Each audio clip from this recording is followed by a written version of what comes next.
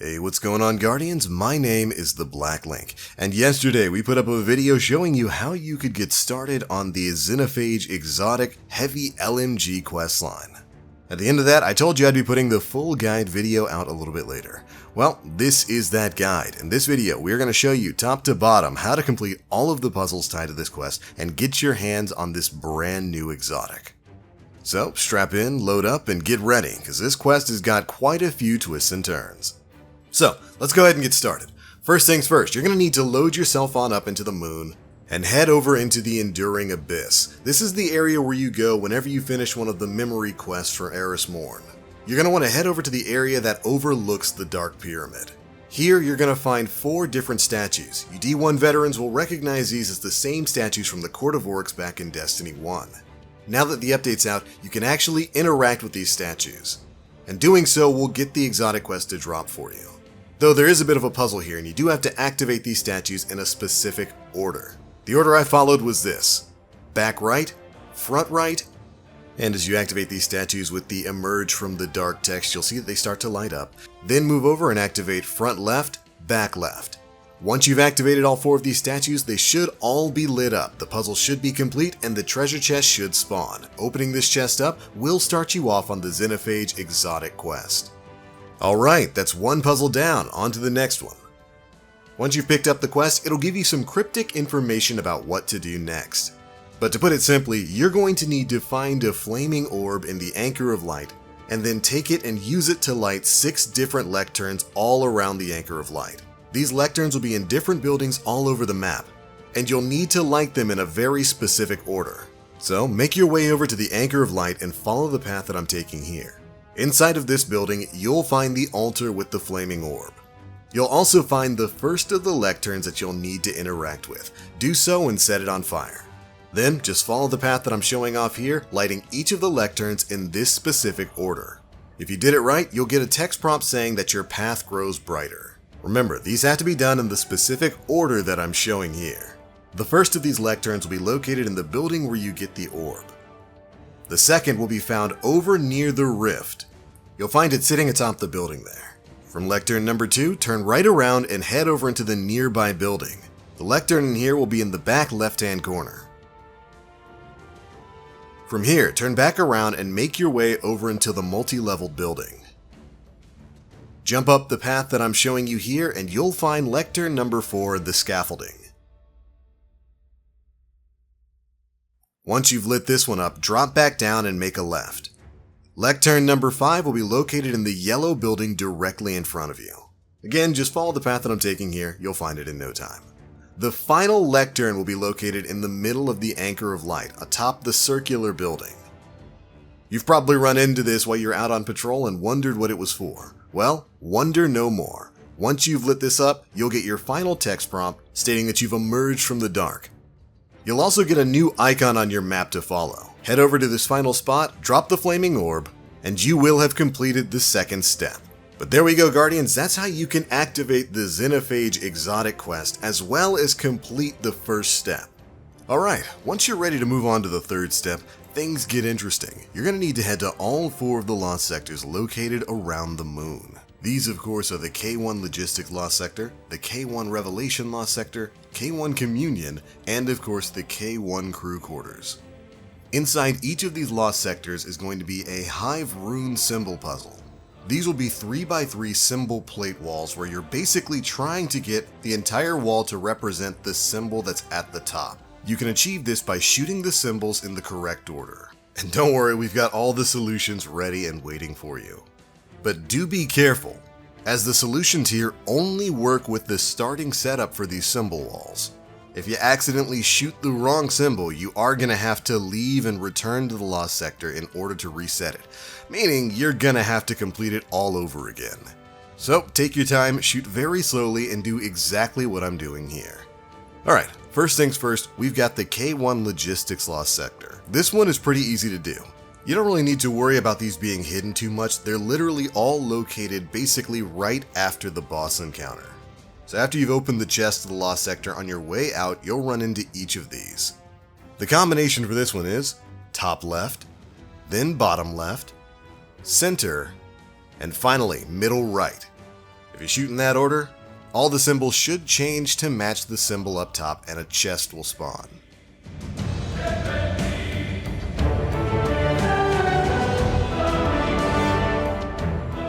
Go ahead and grab it and let's move on. Next up, we've got the K1 Communion Lost Sector. Once you've beaten the boss and made it to the end, the combination for this symbol wall is this: bottom left, bottom right, top mid, and finally, top mid again. Shoot the symbols, spawn the chest, and you'll be ready to move on to the next one. Next up, we're going to the K1 Revelation Lost Sector connected to Sorrow's Harbor. The combination for this symbol wall is this: left mid, middle, middle again, left mid again, top mid, bottom mid, middle one more time, and finally, right middle. Grab your chest and you're ready to move on to the final Lost Sector. Now, the last puzzle we're covering here is in the K1 Crew Quarters Lost Sector. We're doing this one last because this is the most complicated one. The puzzle here is going to take you the most amount of time and it's the easiest one to screw up, so again, take it really easy with this one. Alright, for this final puzzle, you're going to need to shoot mid left, then top right, bottom right, bottom right again, top middle a second time, then bottom middle. Then you're going to need to shoot the middle symbol 3 times in a row. Once you've done that, you're going to need to hit all 9 of these symbols in order from left to right, top to bottom. So basically go just like you were reading a book. For this step, I would definitely recommend unequipping any timed payload or explosive rounds weapons or anything with an unstoppable mod equipped. You're going to be ADSing for a while here, and the explosions from any of those weapons' fire might accidentally trigger the wrong symbol here. But like I said before, you're basically going to be going through all 9 of the available symbols here one by one. Shoot them all once, and then do it again. That's right, you need to hit all 9 of these twice, and once you've finished, the symbols should all line up and this step should be complete.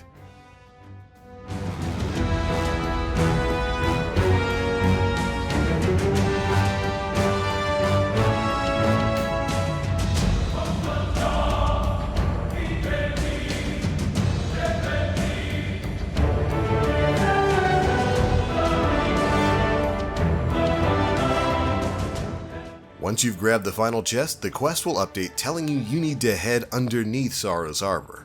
And unfortunately, there's only one thing that I can think of that's underneath Sorrow's Harbor. Yeah, that's right, the brand new dungeon, the Pit of Heresy.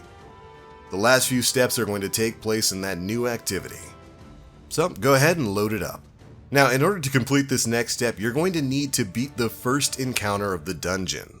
Which, if you haven't done it yet, a quick rundown is this. You're going to come into an open area alongside a cliff with a bunch of different towers with hive symbols on them. You need to drop down into one of these towers, defeat a pit knight guarding a room, and then head inside that room. Inside, you're going to see a chain with several hive charms on them. These charms will have specific symbols reading from top to bottom. These symbols tell you which towers you need to go to kill 3 specific enemies. So once you've seen the pattern of charms hanging here, you need to head back outside, find the towers with those specific symbols in the order that they're shown, and take down the named enemies you'll find inside each of them. Now, the gimmick here is that each of these named enemies can only be taken out with the new empowered Hive Sword. So you'll need to take down one of these sword-bearing Hive Knights, grab his sword, and use the abilities of the sword to take down these specific enemies. Now, like I said, these 3 enemies, a Shrieker, a Wizard, and a Knight, are going to have some specific mechanics tied to them. The Shrieker you can only kill by reflecting his shots back at him.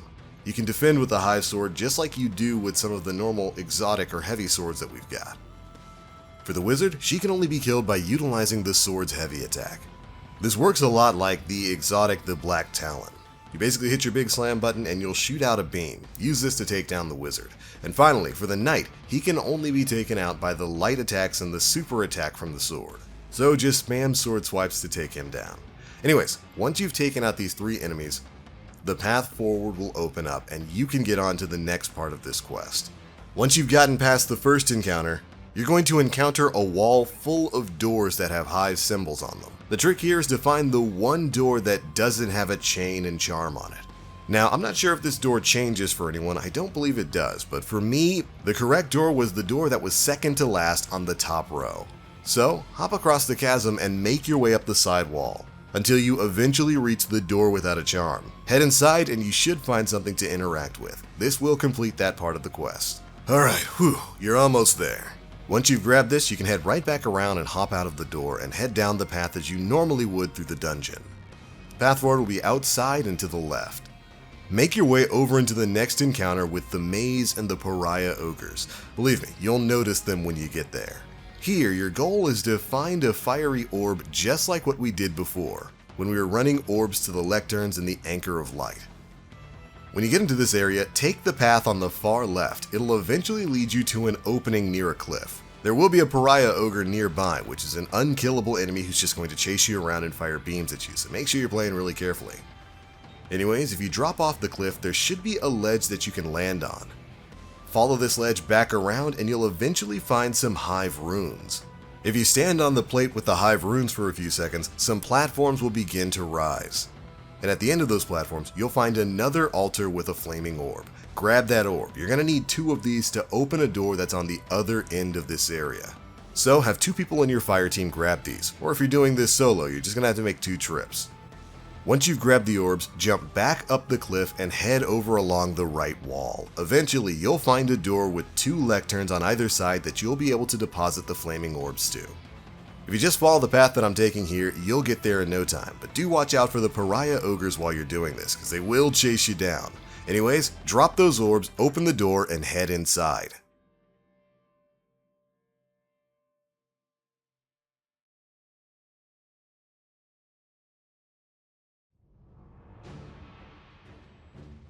Once you've made your way into the inner sanctum, you're going to spawn a new final boss. And in here, of course, your goal is to defeat that boss, but it's got some very specific, very cool mechanics to it. After you've started the encounter and the wizard itself has moved over into the next room, you'll notice that you and everyone in your fire team gets a specific elemental alignment. These alignments will be called Abyssal Dread for Void, Neutral Dread for Kinetic, Thunderous Dread for Arc, and Fiery Dread for Solar. And you'll also notice inside this room that there's going to be 4 different areas with orbs of these elements waiting. And above those elements, you'll see specific hive symbols. You don't pick these orbs up or do anything with them, they just show you which hive symbol you need to deposit a flaming orb at in the next room. When you head into the room where the wizard is, she'll generally be floating over a flaming altar.